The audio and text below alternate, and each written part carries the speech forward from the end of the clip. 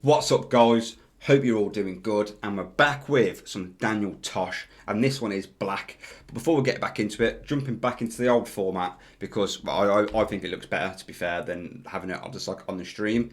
It just didn't look very good at all, and obviously the main thing about this page is my reactions, whether that be comedy or obviously, you know, the odd bits of UFC and boxing I do as well.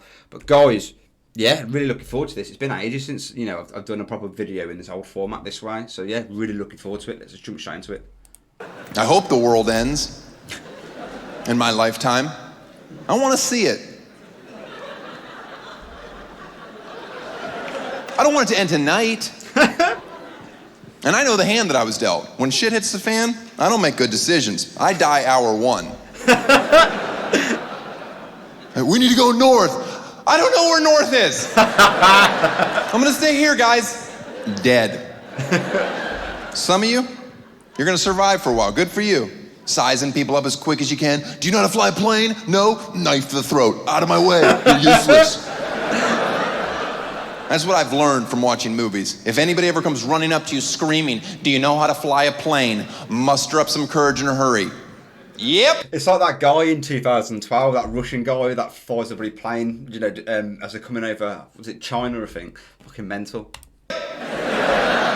Nobody's screaming, do you know how to fly a plane, doesn't have horrible things happening right behind them. Just jump in that cockpit, just start flipping switches. Calm down, my plane's a little different. Yo, yeah, that's have you out of here in no time. Does this have a mirror? No? Okay, that was a joke, haha. That's how you survive a little bit longer.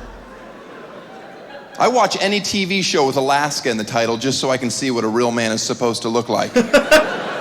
Or Bear Grylls, I love him. A British Green Beret giving us survival tactics while we sit on the couch and snack. Oh mate, Bear Grylls, man. What an absolute legend. Big up Bear Grylls. Come on, who's that show for? I can rule out half the planet.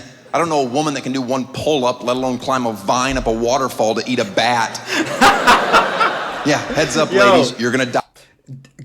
Did you ever watch the Island? Obviously, the season 1 it was just blokes, but season 2 they did an island for men and an island for women, and with like every single day, they had to the women's island had to get intervened, and they had to manipulate the environment so literally they wouldn't die. Man, it's absolutely crazy, mental. Go and watch. It's a really good watch. To be fair, I'd go and watch it. Die at the bottom. After this, of course.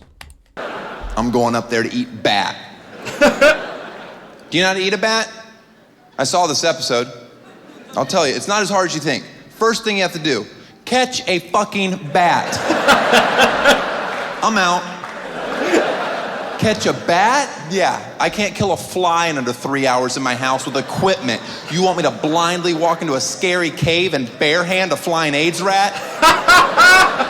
That's a flying AIDS rat. To be fair, the flying COVID rats really, aren't they? Literally all he does. He just walks in and just snatches it by the feet or hooves, whatever the fuck bats have. And close your eyes, PETA. Here comes the tough part. And he just bashes it over a rock because he wants his snack tender. Meanwhile, his camera crew's just laughing, eating Luna bars. Like, what the fuck is wrong with him? Doesn't this stinky Brit realize American reality television is fake? We can pause the camera and put granola and pudding down and be like, you have to eat your bat to survive. He's chewing on a real bat. He's like, uh-oh, this could be a poisonous bat. The fuck did you just say? Yo, it's 11:30 at night. I've done like 2 minutes 45, and I can tell I ain't done it in a while, man. My face is aching already. I'm trying to go to bed. Now I have to get up and Google what bats are edible. If there's a faint yellow diamond under the left eye, be wary. I'm looking at women that aren't laughing. My guess is you're hung up on the part where I said you can't do a pull-up and you checked out. I can do a pull-up. Yeah, and there's a reason you're here alone. Your shoulders are gross and nobody likes you. You knock it off with a CrossFit. Nobody needs to flip a tire in 2015. We all have AAA. You haven't had your period in 4 years for a reason. You're growing a dick. Now lighten up. May I open the door for you? Nope, I've got it. Yo, sorry, the camera keeps shaking, man. Woman. You're the superior sex. I don't care. Fuck it out. Uh-oh. You ever get road rage? That's embarrassing. I've had road rage before and won, and I've had road rage and lost. I'm gonna tell you 2 different stories. You can determine which is which. And the first one I want to point out, I was pretty young at the time. And the only reason I want you to know that is because I don't approve Clearly the one he lost then. of what I said. But I had just moved out here to Los Angeles. I was in traffic in my Acura with the sunroof open. Yeah. Yo, you don't get Acuras here in the UK, to be fair. I've never heard of one. The only time I've only seen it, I think it was on Need for Speed 2. And I had an Acura on there, like, and I didn't even know what it was then. Like, never heard of them. You don't hear of it at all over here in the UK. Doing pretty well from day one. Started from the upper middle-ish, now I'm here. I was yelling through my sunroof at a guy in a delivery truck, and I don't remember what we were fighting over. But at one point, I may have yelled, "That's why you have to work on Saturday, you piece of shit." And then he spit a mouthful of Doritos onto me. Oh, that's grim.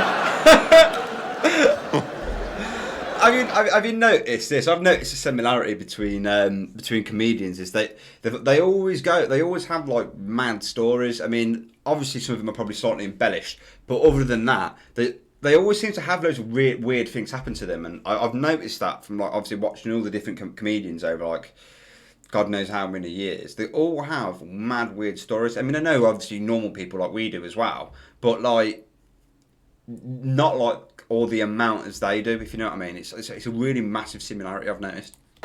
So I lost, right? If a man spits a mouthful of Doritos on your face, you have 2 options. You can 1, get a machete and murder everyone in his family. Or 2, you can close your sunroof because that psycho is not bluffing.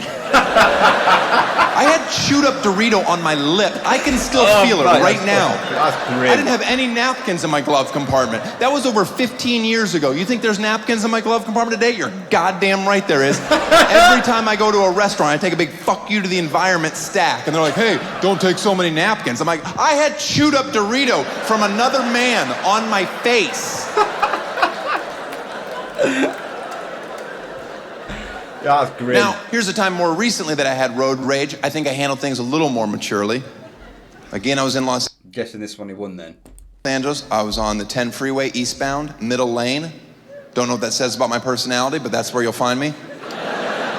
I'm not an aggressive driver.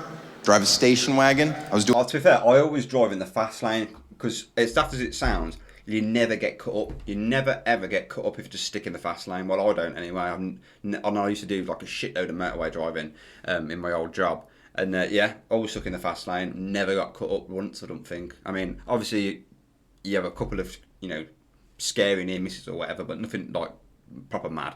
Doing nothing wrong. I saw a car changing lanes, driving like a maniac, cutting people off. He was coming toward me. He wanted me to get out of the way. I chose not to. I'm like, fuck it, slam into me. He didn't, but he got on my bumper and he was irritated. He was flipping me off. I noticed he has a wedding ring on and his wife's in the front seat. And at that moment, I got real confident. Because I'm like, there's no way you're gonna go to the level of crazy that I'm about to. Edit, man. Not with your wife sitting next to you. Like at some point, she's gonna have to be the voice of reason. Like, "Stop it, Philip, just drive, I'm scared." Yo, it just sounded like Mr. Garrison from South Park then. Let me just quickly pull that back a bit. Sitting next to you. Like at some point, she's gonna have to be the voice of reason. Like, "Stop it, Philip, just drive, I'm scared." So I got real brave, right? I'm flipping them off. I'm brake checking. I'm holding the windshield wiper fluid on. Like, is that your move? Yeah, very passive aggressive. I've cleared my calendar. I'm doing nothing for the rest of my life except irritating this asshole behind me. We're going about 10 miles an hour on the freeway at this point, and he won't pass me. I kind of respect it. I'm out of fluid. My exit's coming up, so I get off the freeway, and then he follows me right off the freeway. And at that moment, the real Daniel came crashing back. Where I'm like, oh, shit. You were supposed to keep driving. That's not your wife. That's a hooker. You're going to murder, isn't it? Like, you got to think fast. What do? Well, I know this exit. It's Robertson exit if you want to verify it.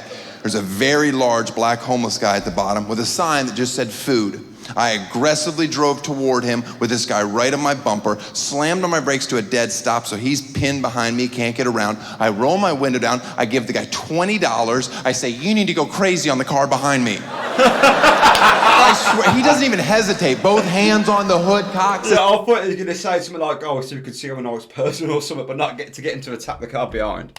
His head starts screaming at the guy. Meanwhile, I'm like, oh shit, he's going to murder him too. Now I got blood on my hands, but I don't really care because it's a homeless guy. I'm like, it's probably not even the worst decision he's made today. So I take off, and the driver shoots me one last look, and I appreciate it because he certainly didn't have to. But he gave me the, you won. Hey! Classic. And I've never felt better about anything I've ever done in my entire life. You know, for the rest of his life, every time he gets in the car with his wife, she's gonna be like, you remember the one time with the homeless guy? Maybe I should drive, that's all I'm saying, hothead. So remember that next time you lose your cool behind the wheel. Calm down. Find a homeless person. Pay them to do it for you. Way safer, and you feel good about yourself. And the only part of that story I embellished even the slightest bit was the amount of money that I gave him. Because if you think I'm giving out 20s, you're fucking crazier than he was. Thank you very much. Good night. Man, that was crazy. That was so good. I really, really enjoyed that. I'm going to not do another Daniel Tosh one yet for another week or so.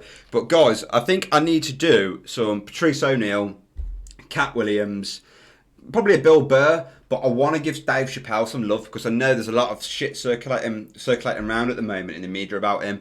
And, you know, is one of the best, if not the best, to have done it. So it's only fair. Well, only fair.